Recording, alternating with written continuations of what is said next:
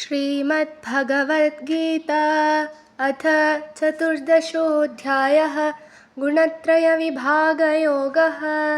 श्रीभगवानुवाच परं भूयः प्रवक्ष्यामि ज्ञानानां ज्ञानमुत्तमं यज्ञात्वा मुनयः सर्वे परां सिद्धिमितो गताः। इदं ज्ञानमुपाश्रित्य मम साधर्म्यमागताः सर्गेऽपि नोपजायन्ते प्रलये न व्यथन्ति च। मम योनिर्महद्ब्रह्म तस्मिन् गर्भं दधाम्यहं सम्भवः सर्वभूतानां ततो भवति भारत।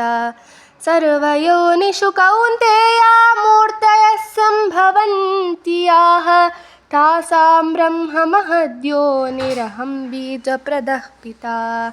सत्त्वं रजस्तम इति गुणाः प्रकृतिसम्भवाः निबध्नन्ति महाबाहो देहे देहिनमव्ययम्। तत्र सत्त्वं निर्मलत्वात् प्रकाशकमनामयं सुखसङ्गेन बध्नाति ज्ञानसङ्गेन चानघ। रजो रागात्मकं विद्धि तृष्णासङ्गसमुद्भवं तन्निबध्नाति कौन्तेय कर्मसङ्गेन देहिनम्। तमस्त्वज्ञानजं विद्धि मोहनं सर्वदेहिनां प्रमादालस्य निद्राभिस्तन्निबध्नाति भारत। सत्त्वं सुखे संजयति रजः कर्माणि भारत ज्ञानमावृत्य तु तमः प्रमादे संजयत्युत।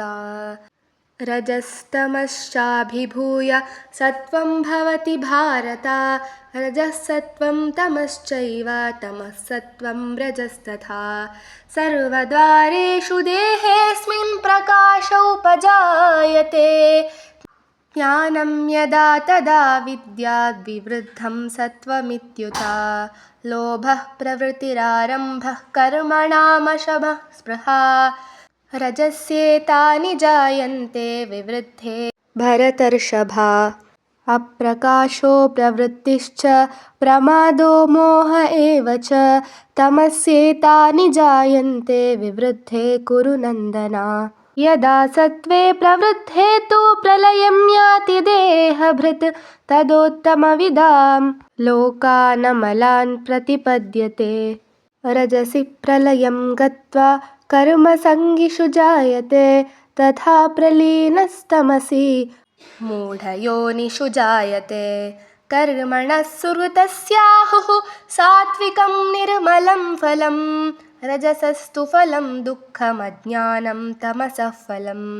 सत्त्वात् संजायते ज्ञानं रजसो लोभ एव च प्रमादमोहौ तमसो भवतो ज्ञानमेव च। ऊर्ध्वं गच्छन्ति सत्त्वस्था मध्ये तिष्ठन्ति राजसाः जघन्यगुणवृत्तिस्था अधो गच्छन्ति तामसाः। नान्यं गुणेभ्यः कर्तारं यदा द्रष्टानुपश्यति गुणेभ्यश्च परं वेत्ति मद्भावं सोऽधिगच्छति। गुणानेतानतीत्यत्रीन् देहि देहसमुद्भवान् जन्ममृत्युजरा दुःखैर्विमुक्तो मृतमश्नुते।